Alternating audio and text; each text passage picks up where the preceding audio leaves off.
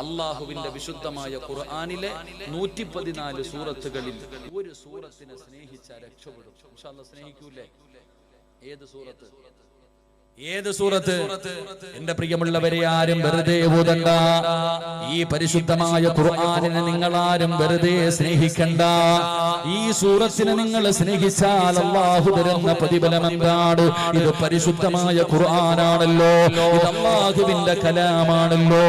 ആ പരിശുദ്ധമായ ഖുർആനിനെ സ്നേഹിക്കുന്നവർക്ക് അല്ലാഹു കൊടുക്കുന്ന പ്രതിഫലം എന്താ? ഈ സദസ്സിലിരിക്കുന്ന എല്ലാവരുടെയും ജീവിതത്തിലെ ഏറ്റവും വലിയ അഭിലാഷം എന്താണ്? മരിക്കുമ്പോ ഈമാനോടുകൂടി മരിക്കണമെന്നാണല്ലോ. ഷഹാദത്ത് കലിമ പറഞ്ഞിട്ട് മരിക്കണമെന്നാണല്ലോ. അതിനു വേണ്ടിയല്ലേ നമ്മൾ പരിശ്രമിക്കുന്നത്, അതിനു വേണ്ടിയല്ലേ നമ്മൾ കഷ്ടപ്പെടുന്നത്. പെങ്ങളെ, അല്ലാഹുവിന്റെ പരിശുദ്ധമായ ഖുർആനും അത് തന്നെയാണ് പറഞ്ഞത്. വീട്ടിൽ കിടന്നു മരിച്ചാലും, റോഡിൽ കിടന്നു മരിച്ചാലും, കടലിൽ കിടന്നു മരിച്ചാലും, ഐസുവിനകത്ത് കിടന്നു മരിച്ചാലും, വഅദിന്റെ മജ്‌ലിസിൽ വെച്ച് മരിച്ചാലും, അല്ലാഹുവിന്റെ പള്ളിക്കകത്ത് കിടന്നു മരിച്ചാലും എങ്ങനെ മരിക്കണമെന്നറിയുമോ? യാ അയ്യുഹല്ലദീന ആമനുത്തഖുല്ലാഹ ഹഖ്ക തുഖാതിഹി വലാ തമൂതുന്ന ഇല്ലാ വഅൻതും മുസ്ലിമൂൻ. അല്ലാഹു പറയുകയാണ്, നിങ്ങൾ മുസ്ലിമായിട്ടേ മരിക്കാവൂ. അതാ തൊണ്ടക്കുടികളുടെ ഭാഗത്തേക്ക് റൂഹ് കടന്നു വരുമ്പോ അല്ലാഹു തന്ന നാവ് കൊണ്ട് ജീവിതത്തിൽ അവസാനമായിട്ട് പറയേണ്ട വാക്കേതെന്നറിയുമോ? ലാ ഇലാഹ ഇല്ലല്ലാഹ്. ഇത് പറയാതെ നിങ്ങൾ മരിക്കരുത്, ഇത് പറയാതെ നിങ്ങൾ മരിക്കരുത്. ഇതത്ര എളുപ്പമുള്ള കാര്യമല്ല, ഇതത്ര എളുപ്പമുള്ള കാര്യമല്ല.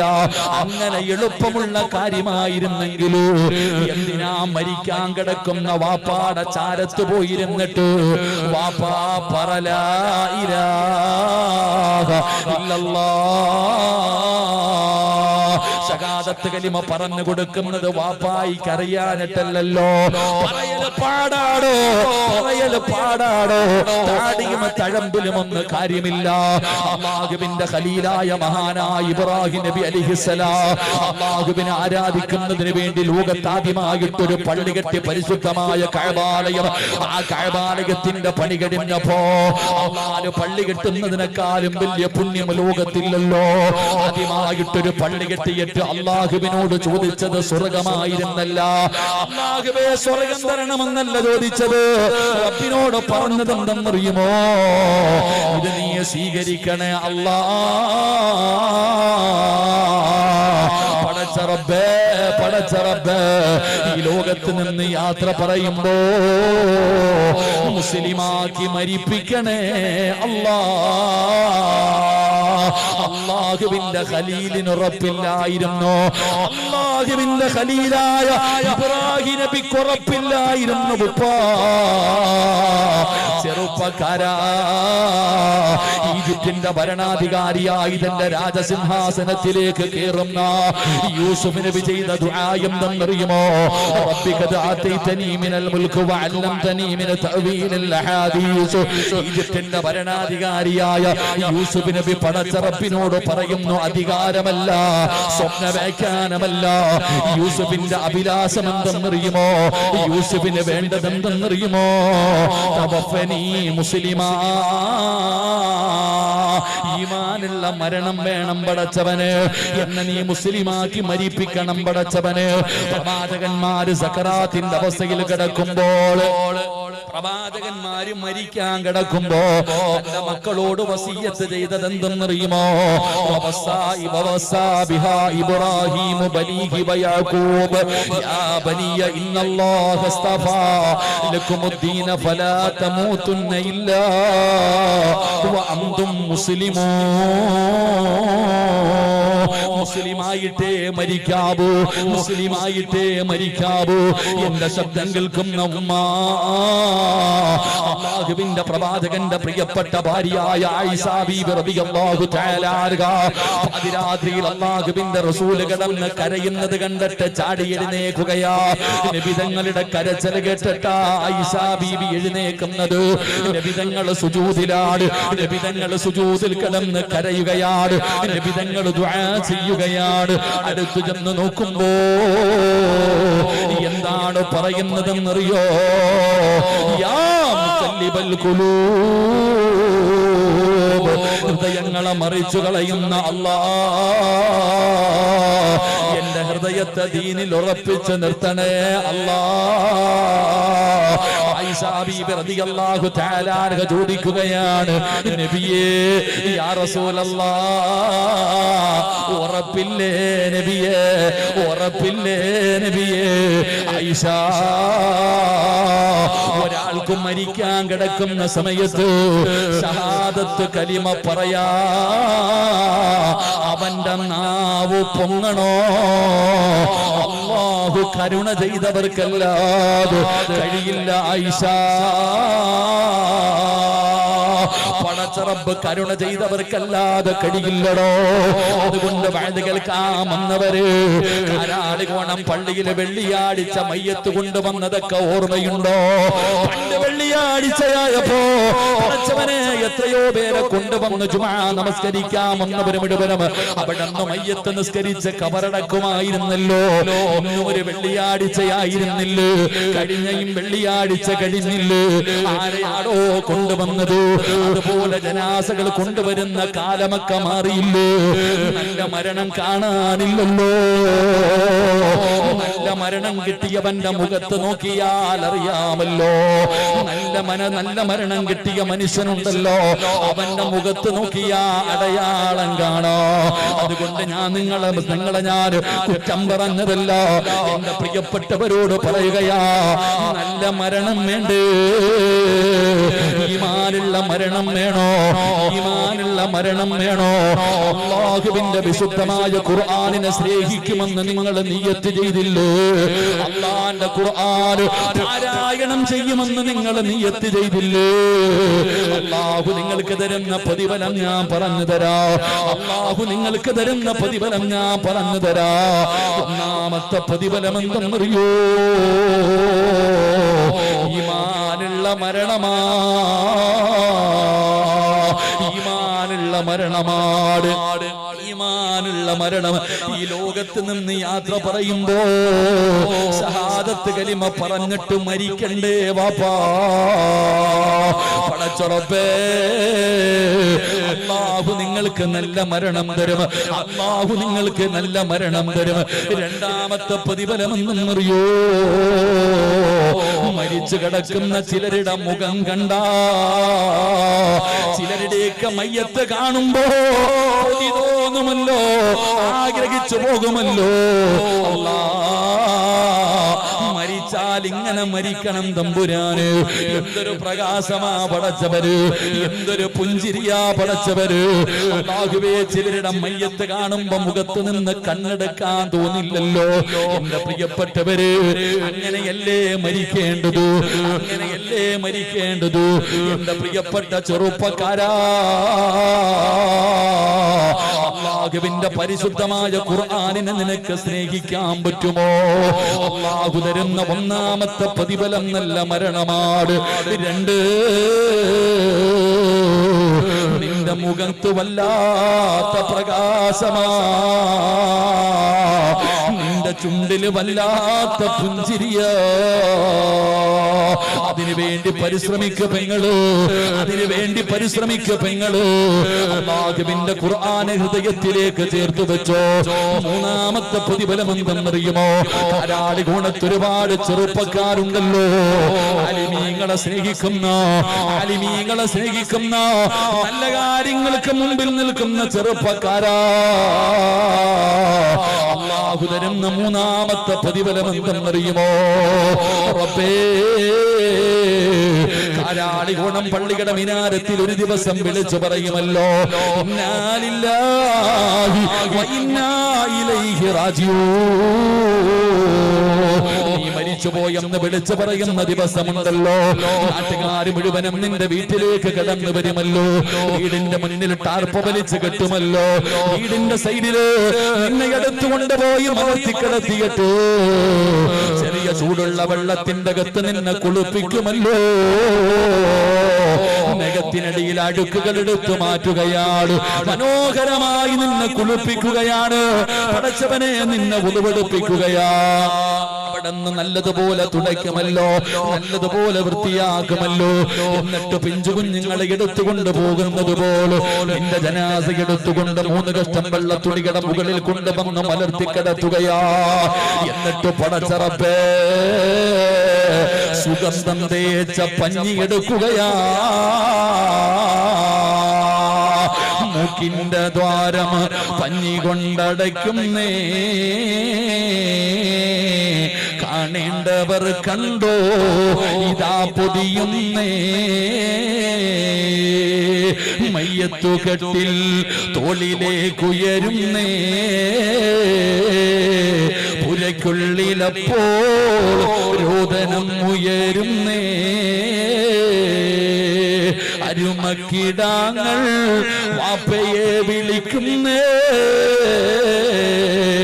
അതിനുത്തരം നൽകാതെ നീ കിടക്കുന്നേ. സുഗന്ധം തേച്ച പഞ്ഞിയെടുത്തിട്ട് നിന്റെ മൂക്കിന്റെ ധാരത്ത് വെക്കുകയാണ്. എന്നിട്ട് പറയുകയാ, കാണണ്ടവരൊക്കെ കണ്ടോ ഇതാ പൊതിയാൻ പോകുകയാണ്. എന്റെ ചെറുപ്പക്കാരാ, നിന്റെ വീട്ടിൽ വല്ലാത്ത തിരക്കാടാ, നിന്നെ അവസാനമായിട്ടൊന്ന് കാണാറ്, നിന്നെ അവസാനമായിട്ടൊന്ന് കാണാറ്, വല്ലാത്ത തിരക്കാട്. പടച്ചവനെ ആള് കൂടിയപ്പോ നിന്റെ കുടുംബക്കാര് തന്നെ പറഞ്ഞു, കണ്ടതൊക്കെ മതി പൊതിഞ്ഞുകൊള്ളാറ്. അവിടെ നിന്ന് പൊതിയുകയാണ്. കാരാളികോണം പള്ളിയിൽ നിന്ന് മയ്യത്ത് കെട്ടിൽ നിന്റെ വീടിന്റെ മുറ്റത്ത് വന്നല്ലോ, എടുത്തു വെക്കുമല്ലോ, എടുത്തു വെക്കുമല്ലോ. ചെറുപ്പക്കാരാ,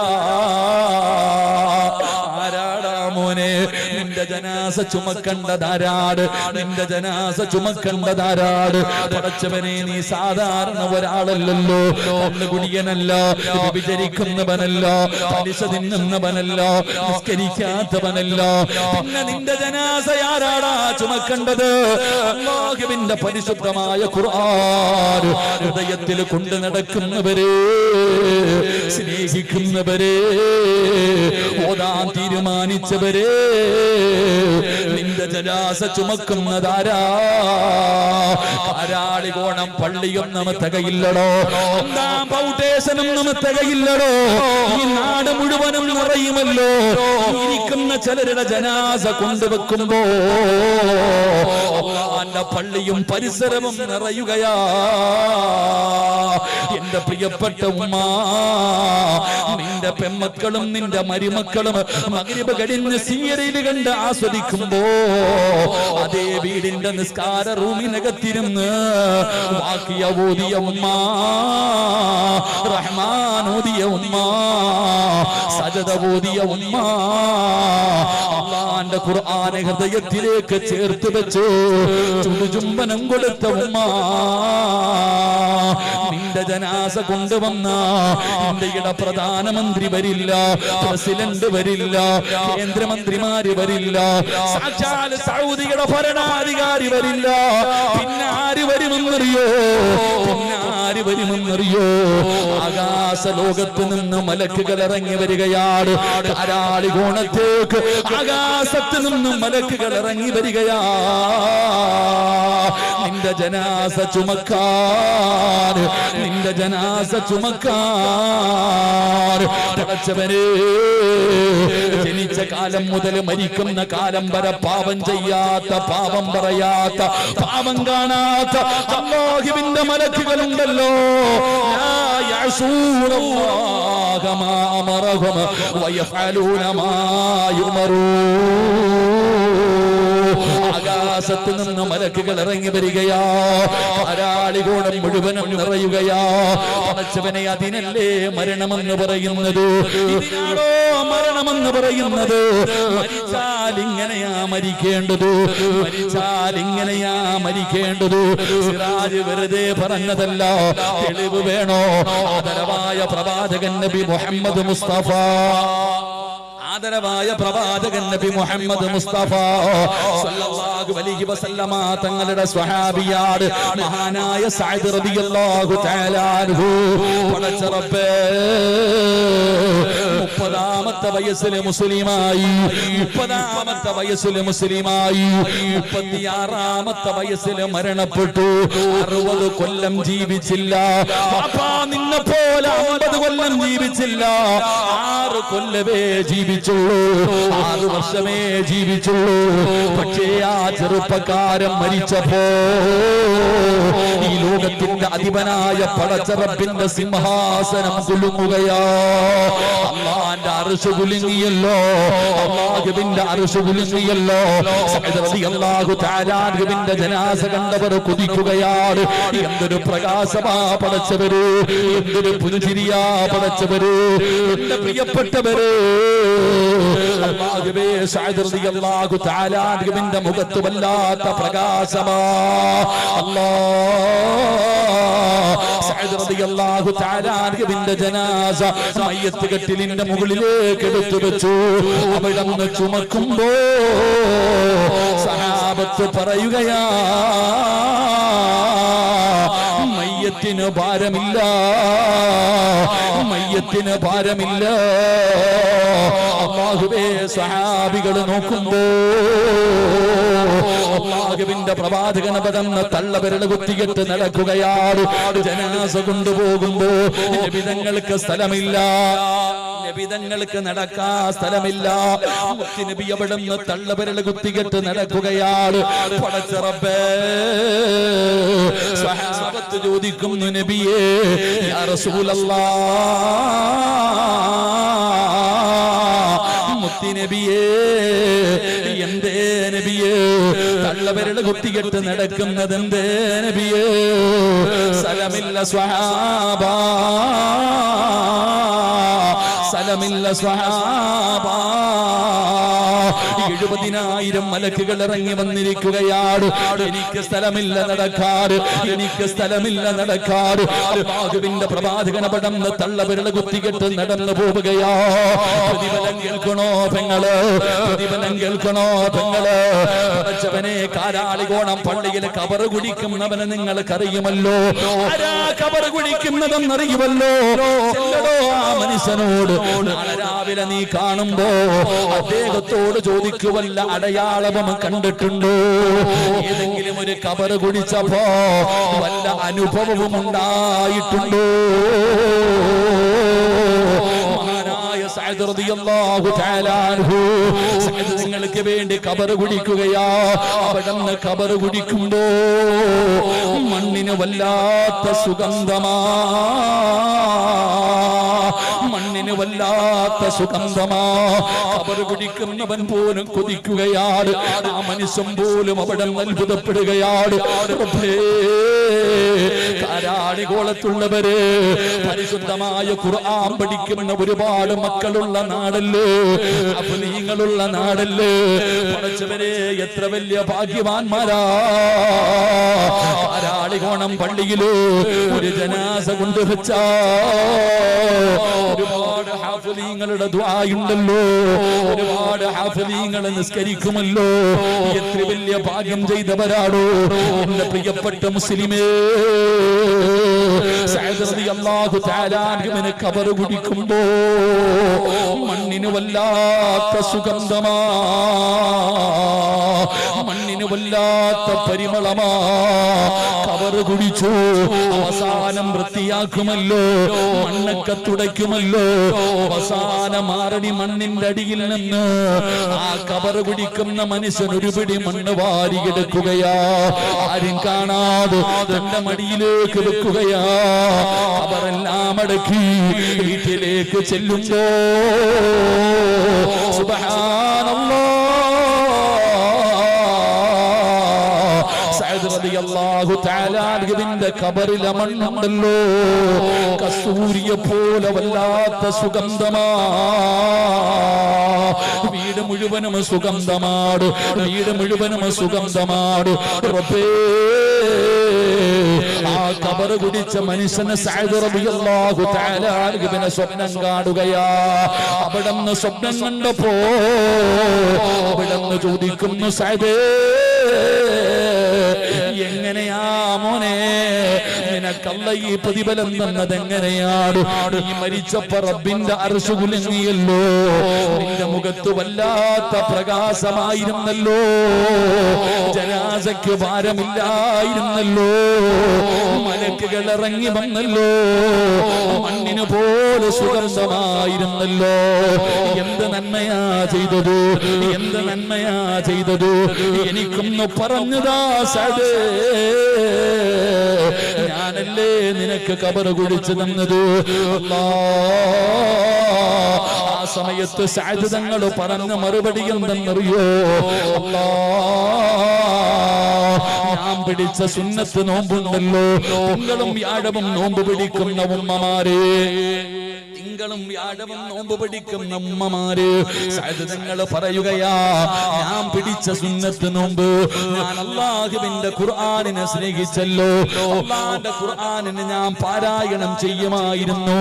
ഈ രണ്ട് നന്മകൾക്ക് പകരമായിട്ടാണ് അല്ലാഹു എനിക്ക് ഈ പ്രതിഫലം തന്നതെന്ന് സഅദ് റളിയല്ലാഹു തആല അൻഹു പറഞ്ഞു കൊടുത്തെന്ന് ചരിത്രം പറയുമ്പോ ഇത് വെറുതെയല്ല. അല്ലാഹുവിന്റെ ഖുർആൻ, പരിശുദ്ധമായ ഖുർആനിനെ സ്നേഹിച്ചാൽ, ആ ഖുർആനിനെ പാരായണം ചെയ്താൽ, അതിന് ഹൃദയത്തിലേക്ക് ചേർത്ത് പിടിച്ചാൽ അല്ലാഹു തരുന്ന പ്രതിഫലമാണ് അഞ്ചെണ്ണമാണ്. ഒന്ന് നല്ല മരണം, രണ്ട് മുഖത്ത് പ്രകാശം, മൂന്ന് ജനാസ ചുമക്കാൻ മലക്കുകൾ വരും. അല്ലാഹുവേ, നാല് ഖബറിലെ മണ്ണിന് പോലെ സുഗന്ധമാ. അഞ്ച്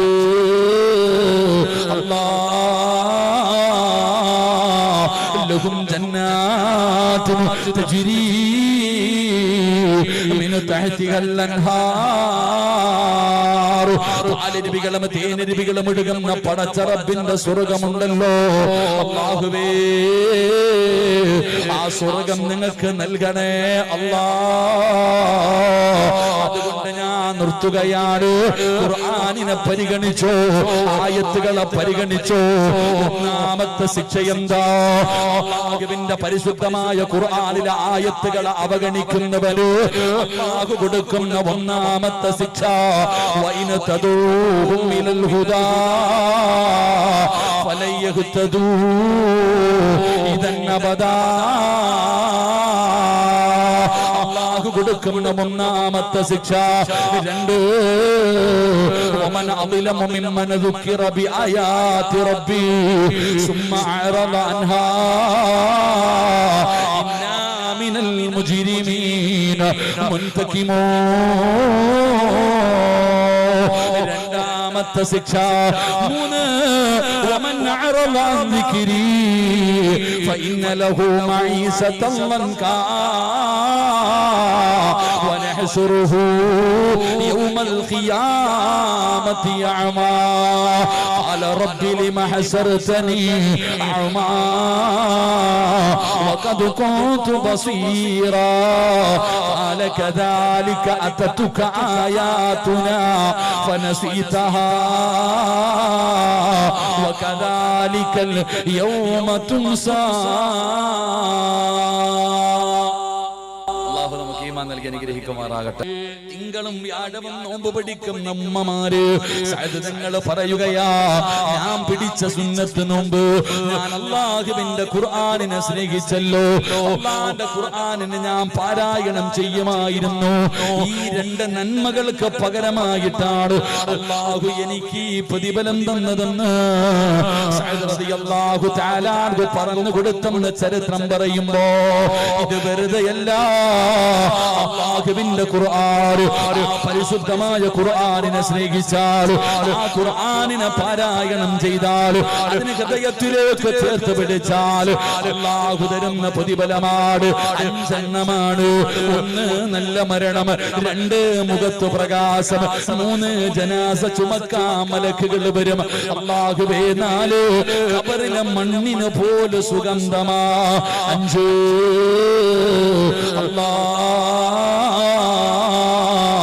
ലഹും ജന്നാത്തുൻ തജ്രീ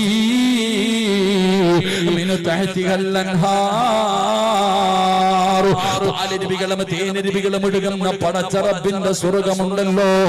അല്ലാഹുവേ, ആ സ്വർഗം നിങ്ങൾക്ക് നൽകണേ അല്ലാ. അതുകൊണ്ട് ഞാൻ നിർത്തുകയാണ്. ഖുർആനിനെ പരിഗണിച്ചോ, ആയത്തുകളെ പരിഗണിച്ചോ. ഒന്നാമത്തെ ശിക്ഷ എന്താ? അല്ലാഹുവിന്റെ പരിശുദ്ധമായ ഖുർആനിലെ ആയത്തുകളെ അവഗണിക്കുന്നവന് അല്ലാഹു കൊടുക്കുന്ന ഒന്നാമത്തെ ശിക്ഷ വൈന തദൂഹും ഇലൽ ഹുദാ ഫലൻ യഹ്തദൂ ഇദൻ അബദാ. അല്ലാഹു കൊടുക്കുന്ന ഒന്നാമത്തെ ശിക്ഷ. രണ്ട്, വമൻ അളിമു മിമ്മൻ ദുക്കിറ ബിആയാതി റബ്ബി സുമ്മ അറള അൻഹാ ഇന്നാ മിനൽ മുജ്രിമീന മുൻതഖിമൂൻ. രണ്ടാമത്തെ ശിക്ഷ.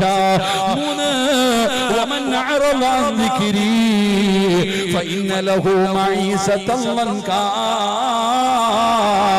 ونحشره يوم القيامة أعمى قال رب لم حشرتني أعمى وقد كنت بصيرا قال كذلك أتتك آياتنا فنسيتها وكذلك اليوم تنسى. അല്ലാഹു നമുക്ക് ഈമാൻ നൽകി അനുഗ്രഹിക്കുമാറാകട്ടെ.